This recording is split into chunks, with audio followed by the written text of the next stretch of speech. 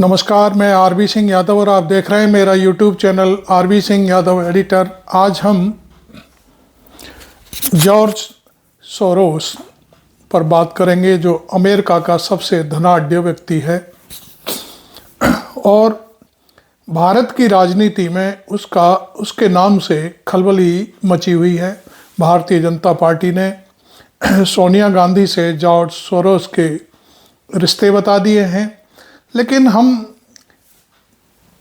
सोनिया गांधी और George Soros के रिश्ते पर बाद में बात करेंगे। पहले हम ये देखना चाहते हैं कि जॉर्ज सोरोस की हिस्ट्री क्या है, उसका इतिहास क्या है, वो कौन है, कहाँ पैदा हुआ, कहाँ से कहाँ तक गया, क्या वो वास्तव में अमेरिका का मूल निवासी है या किसी अन्य देश का रहने वाला। ये सारी चीज़ें हम आपके सामने प्रस्तुत करेंगे इस वीडियो में, और आप पूरा वीडियो देखेंगे तो आपको पूरी जानकारी जॉर्ज सोरोस के बारे में हम देंगे। लेकिन आपने अभी तक चैनल सब्सक्राइब नहीं किया है तो ज़रूर कर लें, मुझे बहुत अच्छा लगेगा आपने मेरा चैनल सब्सक्राइब किया, और यह भी अच्छा लगेगा कि आपने जॉर्ज सोरोस की पूरी कहानी मेरे इस वीडियो पर देखी। तो अब मैं जॉर्ज सोरोस के बारे में एक एक करके सारी चीज़ें परतें आपके सामने रखूँगा। तो देखिए, अब जॉर्ज सोरोस हंगरी का रहने वाला है। 12 अगस्त 1930 को उसका जन्म हंगरी में हुआ था। बहुत ही गरीब परिवार में उसका जन्म हुआ और वो परिवार यहूदी था।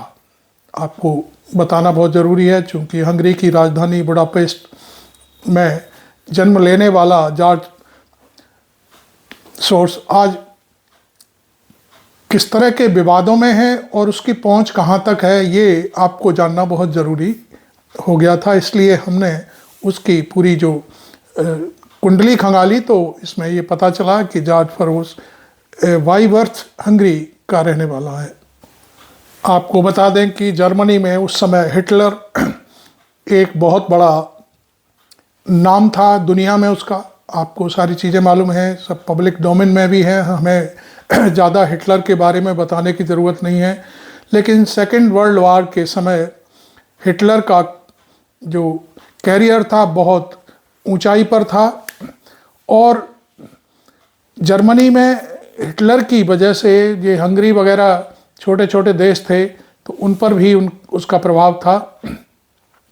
लेकिन किसी तरह से जब हिटलर का यहूदियों के खिलाफ जो नरसंहार चल रहा था, उस समय वो झूठी आईडी बना करके इधर से उधर हो गया था, और शायद इसके बारे में मैं अभी थोड़ी देर में फिर आपसे बताऊंगा कि वो कहाँ गया था।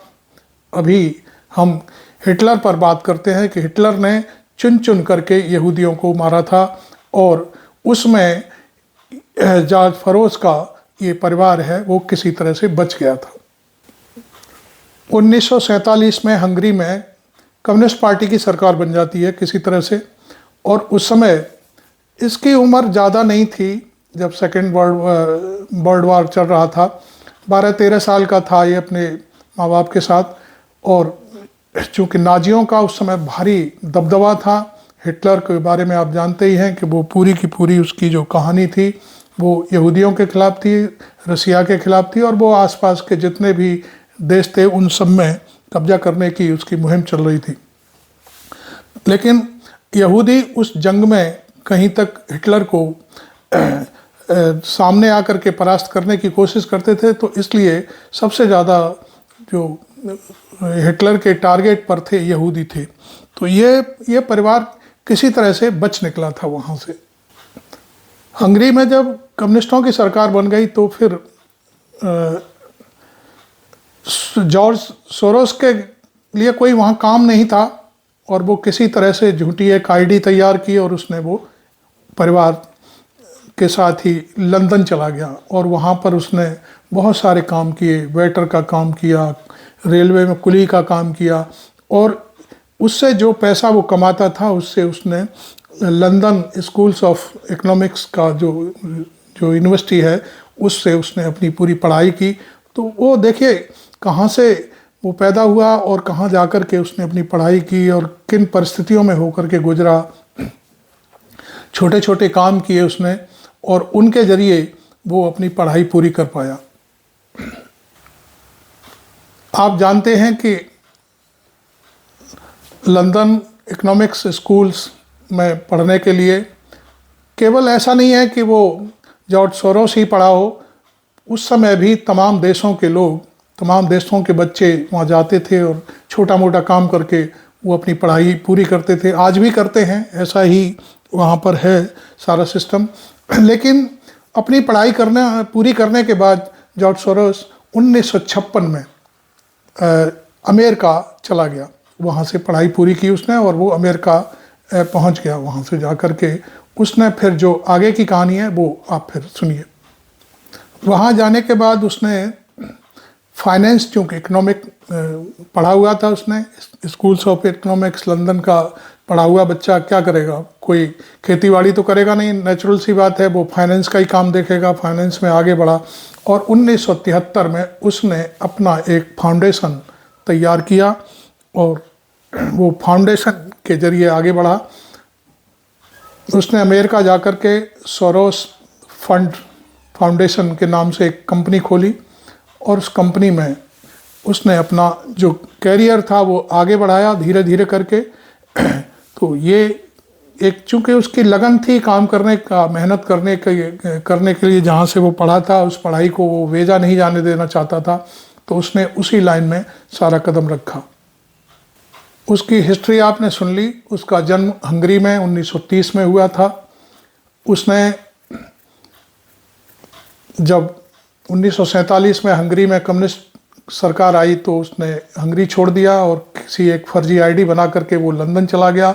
वहाँ उसने तमाम काम किए और एक बड़ा ये जो London schools of London economic जो कॉलेज है उससे उसने अपनी पूरी पढ़ाई करने के बाद वो चला गया फिर 1956 में अमेरिका।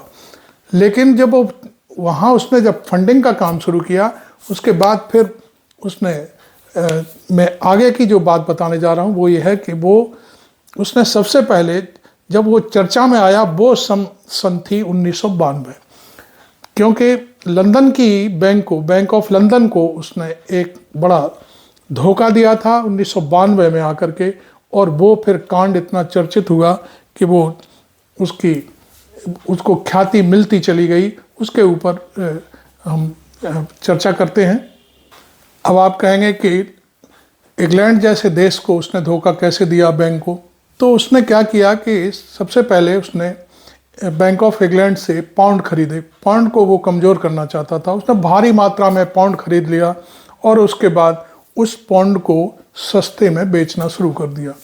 तो ये जो पाउंड की कमज़ोरी हुई वो उससे इंग्लैंड बहुत ही में बड़ा संकट पैदा हो गया, क्योंकि किसी व्यक्ति ने इतना पाउंड खरीद लिया तो वो महंगा होता चला गया और उसके बाद एकदम से धड़ाम से वो नीचे गिर गया। तो ये इंग्लैंड के पाउंड को कमज़ोर करने की जो कहानी थी उसकी वजह से उसका बहुत बड़ा पूरे दुनिया में उसका नाम हुआ।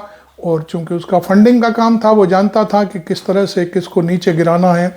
आज भी आप जानते हैं कि जब शेयर बढ़ते गिरते हैं तो उसके पीछे यही कारण होता है कि किसी चीज़ को खरीद लिया जाता है और उसके बाद फिर उसको भड़सार भरने के बाद फिर वो तब चीज़ बेची जाती है तो महंगी हो जाती है। तो इस तरह की एक कहानियाँ आप जानते हो व्यापार में होती हैं।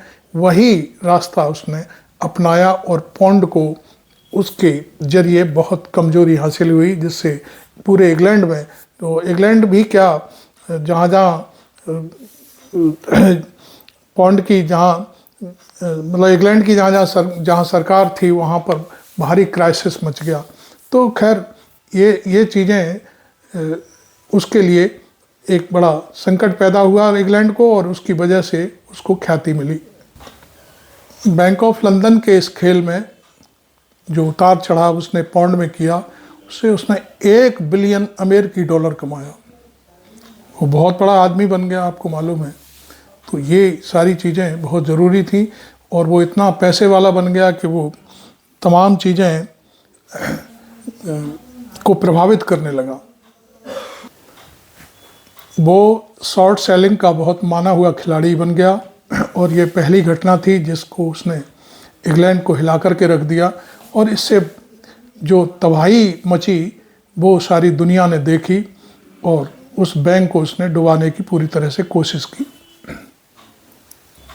उसके बाद उसने एक ओपन सोसाइटी फाउंडेशन की नींव रखी और उसके जरिए उसने समाज सेवा में कदम रखा और समाज सेवा के जरिए वो राजनीति को प्रभावित करने लगा। धीरे धीरे करके उसने पूरी दुनिया में उसमें पांव फैलाए, तमाम उसने स्कूल खोले, तमाम लोगों की सहायता की। ख़ास तौर पर जब भी क्राइसिस कहीं होती, भूकंप आता, ये सारी चीज़ें होती, उसमें वो पूरा खर्च करता था। लोगों को, प्रभावित लोग होते थे उनको मदद करता था। उसकी वजह से उसका नाम दुनिया में बढ़ता चला गया। और फिर जब समाज सेवा के जरिए जब वो राजनीति में पैर कदम रखने लगा तो उससे कई देशों की राजनीति भी प्रभावित होने लगी। अभी मैं आपको बता दूं कि ये कहानी, अभी तक तो हमने पूरे दुनिया के बारे में जॉर्ज सोरोस की बात कही। अब हम आते हैं भारत के बारे में। जब हमारे पिछली सरकारों में जब स्मृति ईरानी मिनिस्टर थी तब उन्होंने एक प्रेस कॉन्फ्रेंस करके जॉर्ज सोरोस के बारे में एक कहानी गढ़ी थी कि राहुल गांधी जब भी अमेरिका जाते हैं तो कोई लेडी हैं उनसे मिलते हैं और वो लेडी जॉर्ज सोरोस की से फंडिंग करके इस तरह के जो अमेरिका में आयोजन होते हैं उनको करती है। तो कहने का अर्थ यह था कि वो भारत की राजनीति को प्रभावित करती है। हालांकि समाज सेवा के साथ साथ जॉर्ज सोरोस जो डेमोक्रेसी किसी भी देश में होती है, मतलब जनता के प्रति जो लगाव होता है उसको बढ़ाने का काम करता था। इसी क्रम में उसने धीरे धीरे करके भारत में भी कई एक चीज़ें की। उसने कई एक बयान दिए। वो जो सबसे पहला बयान था, उसने कहा था कि अडानी के जरिए नरेंद्र मोदी आगे चल करके बहुत नुकसान उठाएंगे और नरेंद्र मोदी की राजनीति अडानी के जरिए चलती है। इस तरह का एक बयान दिया तो भारतीय जनता पार्टी में तूफान मच गया। तो इस तरह का बयान देने के बाद फिर कुछ चीज़ें सामने आईं और उसमें जॉर्ज सोरोस को भारतीय जनता पार्टी ने इन्वॉल्वमेंट करने की कोशिश की। फ्रांस की एक पत्रिका में एक खबर छपी, उस खबर के जरिए उसने भारतीय जनता पार्टी ने यहाँ राहुल गांधी को भी घेरने की कोशिश की। वो बार बार अभी भी गाहे बगाहे पिछले 2-3 दिन से जब अडानी का मुद्दा हमारे भारतीय संसद में उठता है तो भारतीय जनता पार्टी उसी फ्रांस की जो एक मैगजीन है उसमें जो खबर छपी है उसके जरिए राहुल गांधी और सोनिया गांधी को घेरने की कोशिश करते हैं। तो ये छोटी सी एक कहानी मैंने आपको बताई। जो उसने फाउंडेशन बनाया था वो 1997 में बनाया था। आज उसकी जड़ें 120 से ज़्यादा देशों में फैल चुकी हैं। वहाँ पर उसके कार्यकर्ता हैं, वो काम करते हैं और जहाँ भी जिसको जैसी ज़रूरत पड़ती है वो वहाँ उनको फंडिंग करता है। तो इसके ज़रिए जब कहीं कोई आदमी भी किसी चीज़ को फंडिंग करता है तो नेचुरल सी बात है कि कोई भी संस्था जब फंडिंग दे रही है तो उसमें काम करने वाले जो लोग होते हैं वो उसकी बात को मानेंगे, उसकी बात को आगे बढ़ाएंगे। ये सारी चीज़ें आज भी हो रही हैं और वो तमाम देशों की जो सरकारें हैं वहाँ पर इस फाउंडेशन के जरिए वो सब सरकारों को प्रभावित करता है और सरकारें हिलने डुलने लगती हैं। जब कोई मूवमेंट होता है उसको फंडिंग कर देता है या कोई दूसरे टाइप के जो कार्यक्रम होते हैं उनमें भी फंडिंग कर दी जाती है। जॉर्ज अब तक $32 बिलियन सहायता के रूप में कई देशों को दे चुका है। इसमें जंग से प्रभावित, किसी बीमारी से प्रभावित, कोई दूसरे टाइप की कोई प्रॉब्लम से प्रभावित, भूकंप से प्रभावित, इस तरह से वो लोगों की सहायता करता है। तो ये काम तो एक बहुत अच्छा काम है और इसके साथ साथ वो डेमोक्रेसी को भी बढ़ावा देने की कोशिश करता है। ह्यूमन राइट्स पर वो सबसे ज़्यादा खर्च करता है क्योंकि वो एक समाजसेवी के रूप में भी है। उसने इस $32 बिलियन से तमाम स्कूल, अस्पताल बनवाए और वो ऐसे संगठनों को भी आगे बढ़ाने की बात करता है कि जो डेमोक्रेसी को बढ़ावा देते हैं, जो संगठन जहाँ जहाँ काम कर रहे हैं, एनजीओ काम कर रहे हैं, कि जो डेमोक्रेसी को पर काम करते हैं लोग, डेमोक्रेसी जिंदा रहे, देश में जनता की आवाज़ उठाने वाले लोग हैं, उनको उसने भी फंडिंग करना शुरू किया है। जॉर्ज ने 3 शादियाँ की थी और उसके 5 बच्चे हैं। पहली शादी उसकी ज़्यादा दिन नहीं चली, लेकिन उसके बाद फिर वो उनका तलाक हो गया। इस समय उनका एक बेटा है जो लगभग 37 वर्ष का है। पहली शादी 1960 में की थी, जर्मनी की महिला थी, और जो दूसरा वर्ल्ड वार था उसमें उनका जीवन काफ़ी प्रभावित हुआ था, इस वजह से उसने उनका हाथ पकड़ा था। चूँकि वो अनाथ थी, उनके माँ बाप का दूसरे विश्व युद्ध में लोगों ने उनका कत्ल कर दिया था। इसके पीछे उन्होंने उनसे शादी की थी और फिर वो शादी थोड़े दिन सफल भी रही, ऐसी बात नहीं थी, लेकिन बाद में वो ज़्यादा दिन नहीं चल पाई। पहली शादी से 3 बच्चे हैं उनके। मैंने अभी बताया था आपको कि बड़ा बेटा उनका 37 वर्ष का है।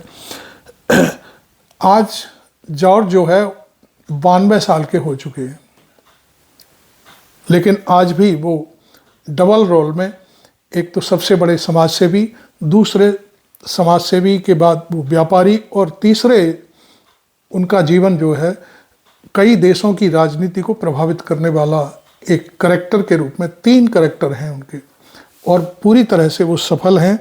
लोग उनको किसी भी सूरत में कहीं ना कहीं जोड़ करके प्रभावित करने वाली चीज़ें हैं वो सामने रखते हैं।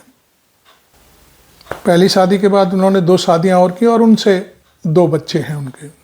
लेकिन जो उनका पहली शादी का जो बेटा है 37 वर्ष का, वही उनका वारिस है, इस समय सारी चीज़ों को देखता है। अपनी फंडिंग के जरिए जॉर्ज बहुत ही अच्छे तरीके से जाने जाते हैं। जब जॉर्ज बुश चुनाव लड़ रहे थे तो उन्होंने डेमोक्रेटिक पार्टी को भारी मात्रा में चंदा दिया और उनका एक ही मकसद था कि जॉर्ज चुनाव जीत करके व्हाइट हाउस ना पहुंच जाएं।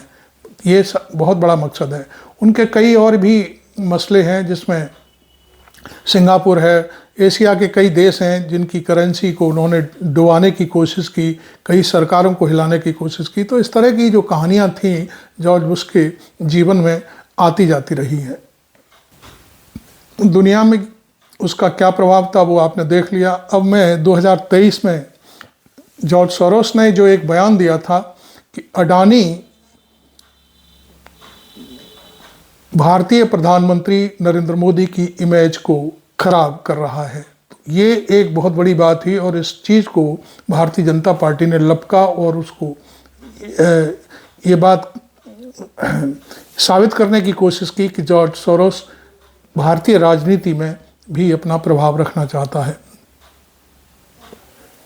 एक दूसरा बयान एक वर्ल्ड फोरम का प्लेटफॉर्म था, उस पर उन्होंने खुलेआम जो प्रधानमंत्री नरेंद्र मोदी हैं उनके लिए 1-2 लाइन का वर्ड प्रयोग किया था। उन्होंने कहा कि नरेंद्र मोदी भारत को हिंदू राष्ट्र बनाना चाहते हैं। विदेश में बैठ करके कोई व्यक्ति इस तरह की बात कहेगा तो निश्चित तौर पर उसकी गूंज दुनिया में होती है और भारत में तो होती है। तो हालांकि उसका मैं समझता हूं कि कहना गलत भी नहीं था, क्योंकि आज भी नरेंद्र मोदी की सरकार 11वां साल चल रहा है। गाहे बगाहे उनके जो मंत्री हैं, उनके जो लोग हैं, अभी पिछले चुनाव में उन्होंने 400 पार, अब की बार 400 पार का नारा दिया था। ये सारी चीज़ें रखी और वो क्लियर कट सामने आ गई। और मैं समझता हूँ आरएसएस के मोहन भागवत तो बार बार ये बात करते ही रहते हैं कि देश में हिंदू राष्ट्र होना चाहिए। कई और भी तमाम लोग हैं जो इस तरह की कहानियाँ बोलते रहते हैं। जॉर्ज सोरोस के इस तरह के बयान से भारतीय जनता पार्टी पूरी तरह से बौखला गई और उनका सोचना ये था कि जॉर्ज सोरोस भारत को अस्थिर करने का एजेंडा चला रहा है और यहाँ तक कि उसे इन गतिविधियों के लिए पूरी तरह से जिम्मेदार भी बना लिया गया। देखिए, एक चीज़ भारत के प्रधानमंत्री के लिए उसी फोरम पे उसने हिंदू राष्ट्र बनाने की बात कही और जो अमेरिका का जो अभी चुनाव जीता हुआ व्यक्ति है फूफा, उसको उसने कहा ये ठग है। और शी जिनपिंग जो चीन का राष्ट्रपति है, उसको उसने उसी फोरम पे ये कहा कि वो तानाशाह है।